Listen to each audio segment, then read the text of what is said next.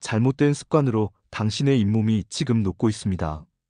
잇몸 질환은 혈관을 타고 전신으로 퍼져 심장, 당뇨, 치매, 성기능 장애 등 전신 질환을 일으킵니다. 영상을 끝까지 시청하시면 치과 의사가 강조하는 건강 치아 관리 비법을 배울 수 있습니다. 영상이 도움이 되면 구독과 좋아요 눌러주세요. 하루 3번 양치를 하는데 왜 이런 일이 생길까요? 그 이유를 알고 나면 아마 평생 칫솔을 드는 자세가 바뀔 겁니다. 지금부터 당신이 몰랐던 잇몸 관리 비법을 알려드립니다. 파트 1. 피 한 방울의 경고. 파트 2. 잇몸 내 시작된 전신질환의 연쇄 반응. 파트 3. 잇몸을 살리는 3분 습관 평생관리 전략. 대부분의 사람들은 이렇게 말합니다. 요즘 너무 피곤해서 그런가요? 양치할 때 피가 나요. 하지만 저는 단호하게 말합니다. 피곤해서 피가 나는 일은 없습니다. 그건 염증이 너무 심해서 피가 터지는 겁니다. 잇몸에서 피가 난다는 건 내 몸이 지금 전쟁 중이다라는 신호입니다. 우리가 피 한 방울을 흘릴 때 그 속에는 수백만 마리의 세균이 함께 흐르고 있습니다. 그 세균들이 잇몸 속에서 혈관 속으로 그리고 온몸으로 퍼지기 시작합니다. 의학적으로 잇몸 질환은 침묵의 전신질환이라 불립니다. 처음에는 전혀 아프지 않습니다. 살짝 피가 나거나 조금 붓거나 냄새가 나는 정도. 그런데 3주가 지나면 그 안에서 뼈가 녹기 시작합니다. 그리고 한번 녹기 시작한 뼈는 다시 돌아오지 않습니다. 피 한 방울이 떨어지는 그 순간 이미 세균이 혈관으로 들어가 전신을 돌기 시작합니다.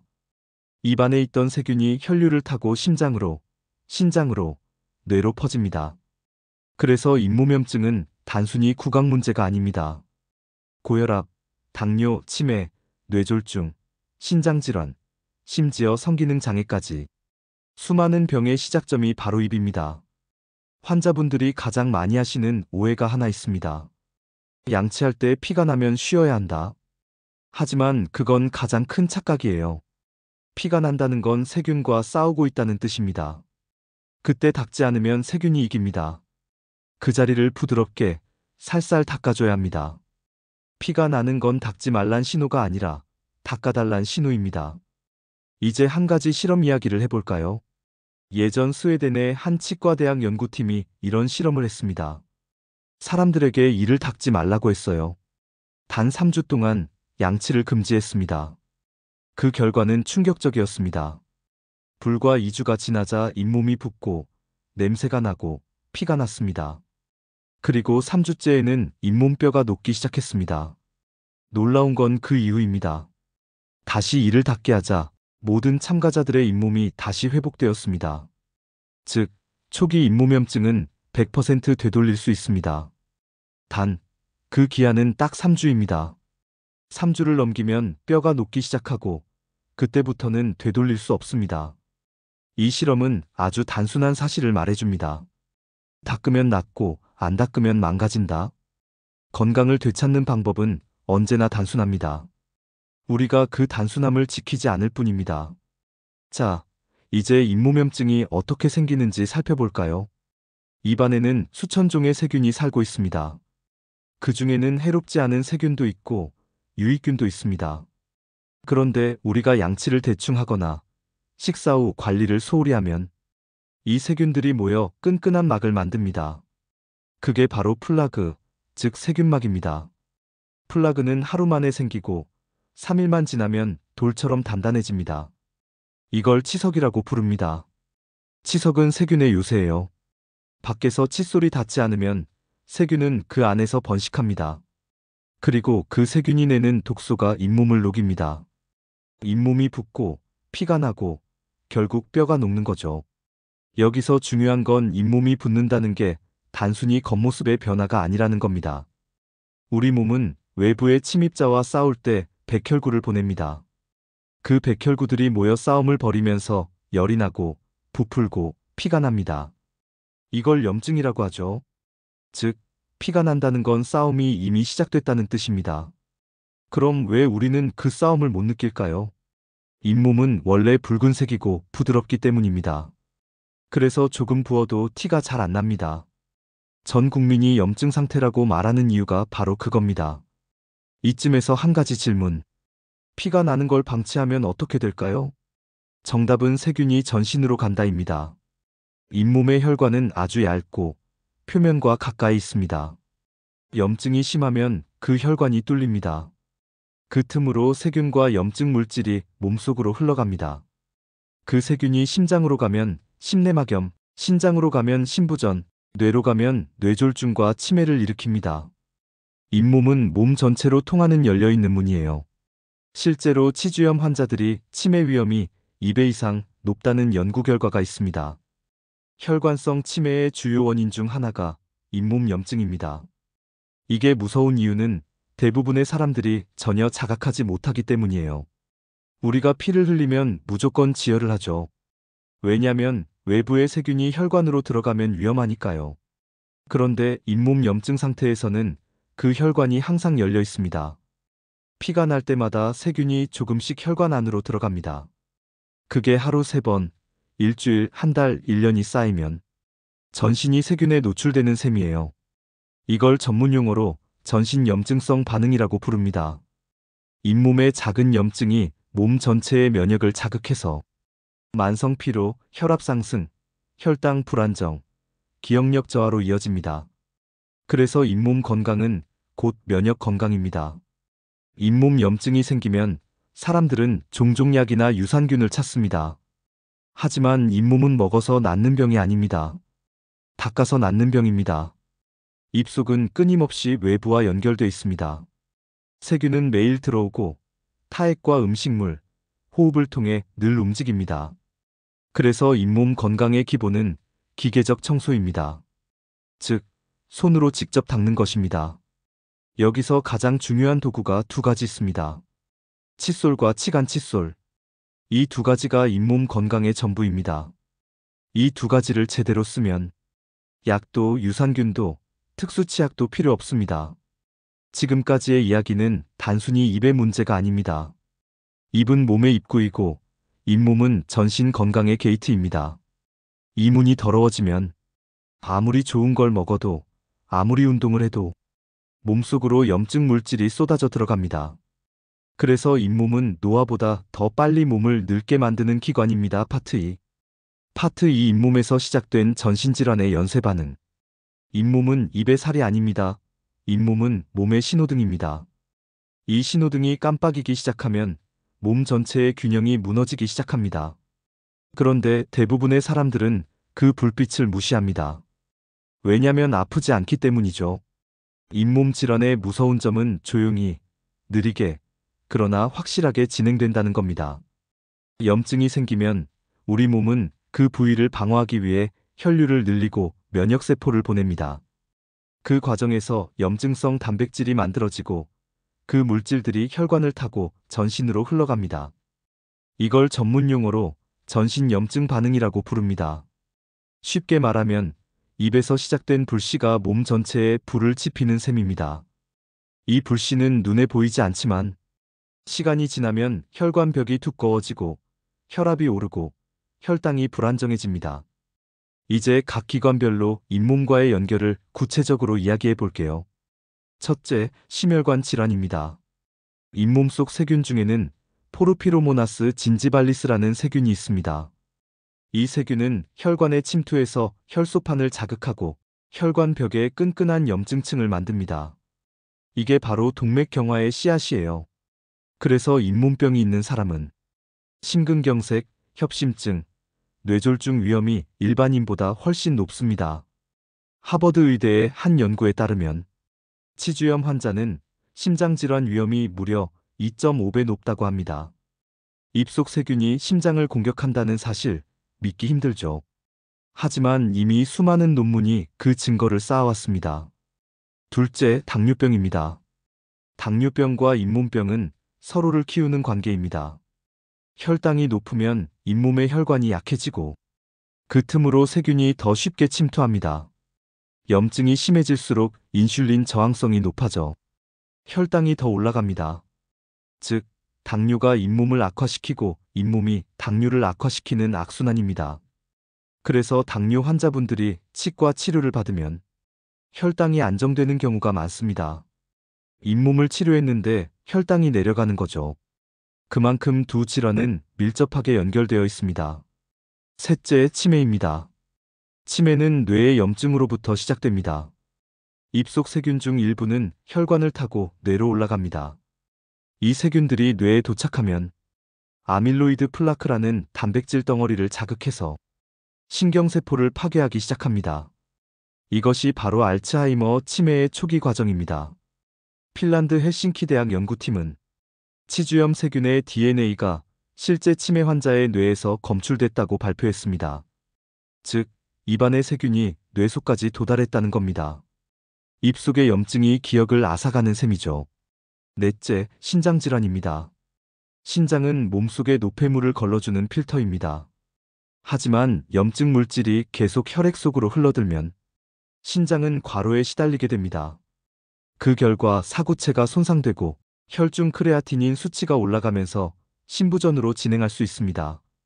신장은 조용히 무너지는 장기입니다. 입속의 염증이 신장을 무너뜨리는 건 불을 껐다고 생각했는데 잔불이 남아있는 것과 같습니다. 다섯째, 면역계와 호르몬계입니다. 잇몸의 만성 염증은 코르티솔 분비를 증가시킵니다. 코르티솔은 스트레스 호르몬이죠. 이 수치가 지속적으로 높으면 면역 기능이 떨어지고 피로감이 쌓이며 심지어 체중 증가와 수면 장애까지 유발합니다. 그래서 잇몸이 나쁜 사람은 몸이 이유 없이 무겁고 피곤하다고 호소합니다. 사실 그건 입안의 염증이 몸 전체의 에너지를 빼앗기 때문입니다. 여섯째, 성기능 장애와 조산 위험입니다. 많은 분들이 이건 전혀 예상하지 못하시죠. 그런데 연구에 따르면 잇몸염증이 있는 남성은 혈관 내피 기능이 떨어져 발기부전 확률이 크게 높습니다. 여성의 경우 임신 중 잇몸염증이 조산과 저체중아의 주요 원인으로 꼽힙니다. 결국 잇몸 건강은 생식 건강과도 깊게 연결되어 있습니다. 이쯤 되면 질문이 생기죠. 그렇다면 어떻게 해야 이 전신 염증의 고리를 끊을 수 있을까? 그 해답은 너무나 단순합니다. 바로 매일 하는 칫솔질과 치간 관리입니다. 하지만 그 단순함을 정확히 아는 사람은 많지 않습니다. 칫솔질은 기술입니다. 칫솔은 이의 표면을 닦는 도구가 아니라 잇몸을 지키는 도구입니다. 칫솔의 끝을 잇몸과 치아가 만나는 경계에 대고 45도 각도로 살살 진동시키듯 닦으세요. 그 부위에 세균이 가장 많이 모입니다. 양치할 때 중요한 건 몇 분 닦았냐가 아니라 어디를 닦았냐입니다. 치아의 윗면보다 잇몸 경계가 훨씬 중요합니다. 그 경계를 매일 닦으면 염증의 80%는 스스로 예방할 수 있습니다.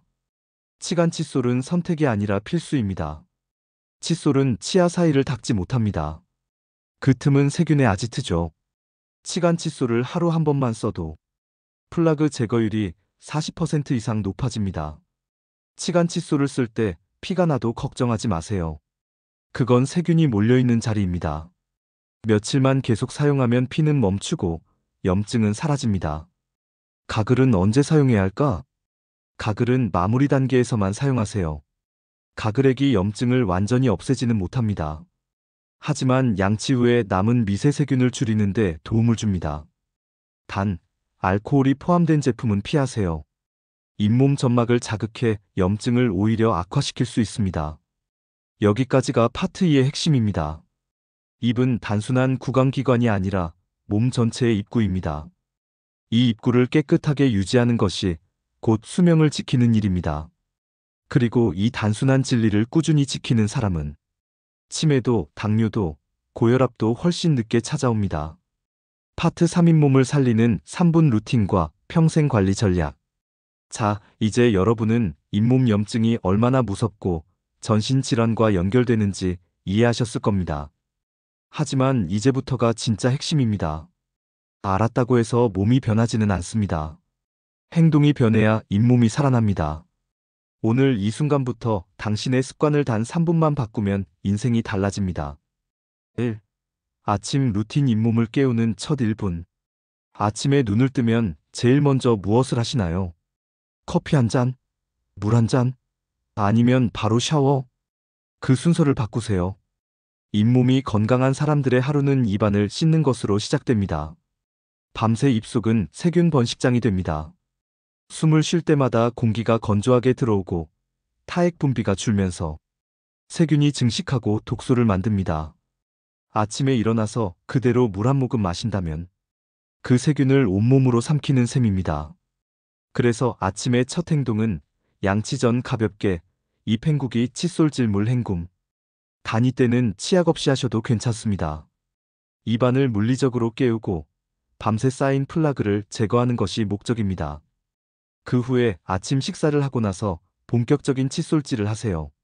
아침 식전 가글과 식후 칫솔질 이 두 단계를 구분하면 입속의 균 균형이 완전히 달라집니다. 2. 점심 루틴 치간 칫솔과 미니 클렌징 타임. 점심 식사 후엔 대부분 바쁘죠. 하지만 이 3분이 당신의 치아와 잇몸을 10년 더 젊게 만듭니다. 1분 정도만 화장실로 가세요.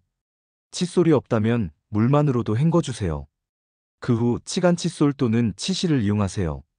칫솔이 닿지 못하는 곳 바로 그 틈에 세균이 삽니다. 처음엔 피가 날 수 있습니다. 하지만 걱정하지 마세요. 그건 피가 나는 게 아니라 세균이 도망가는 소리입니다. 하루 3일만 지속하면 피가 멈추고 5일이면 붓기가 빠집니다. 잇몸이 단단해지는 것을 몸으로 느끼게 될 겁니다. 3. 저녁 루틴 회복과 마무리의 시간. 하루 중 가장 중요한 양치는 바로 잠자기 전입니다. 이 시간은 단순히 닦는 게 아니라 치유의 시간이에요. 칫솔을 물에 적시고 너무 딱딱하지 않은 브러쉬를 사용하세요. 잇몸과 치아 사이를 45도 각도로 놓고 살살 진동시키듯 닦습니다. 이를 닦는 게 아니라 살을 닦는다고 생각하세요. 잇몸이 마사지 받듯이 움직이면 피가 돌고 염증이 가라앉습니다. 양치 후엔 미지근한 물로 헹궈주세요. 뜨거운 물이나 찬물은 점막을 자극합니다. 그 후 무알코올 가글을 15초만 사용하세요. 그 이상은 필요 없습니다. 가글은 약이 아니라 마무리 세정제일 뿐이니까요. 이렇게 하면 잇몸은 밤새 회복합니다. 수면 중엔 타액 분비가 줄어드니 자기 전 마지막 청소가 그 밤의 면역을 결정합니다. 4. 스케일링 치료가 아닌 점검. 많은 사람들이 스케일링을 치료라고 생각하지만 사실은 청소 점검입니다. 치석은 몇 달 동안 닦이지 않은 자리에만 생깁니다. 즉, 스케일링을 해야 한다는 건 그 부분이 오랫동안 닦이지 않았다는 뜻이에요.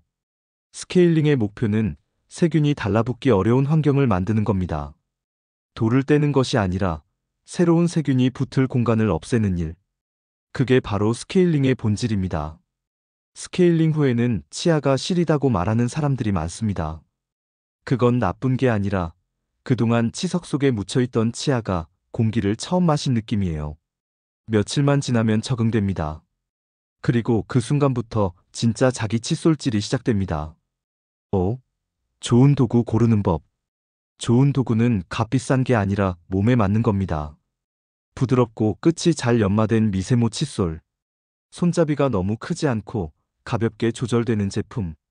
치간 칫솔은 칫솔모가 짧고 탄력이 있는 것을 고르세요. 그리고 치약은 거품보다 성분을 보세요. 불소 함량이 적당하고 자극적인 멘토량이 강하지 않은 제품이 좋습니다. 치약의 역할은 세정이지 치료가 아닙니다. 치약은 도구를 도와주는 조연일 뿐, 주연은 항상 당신의 손입니다. 6.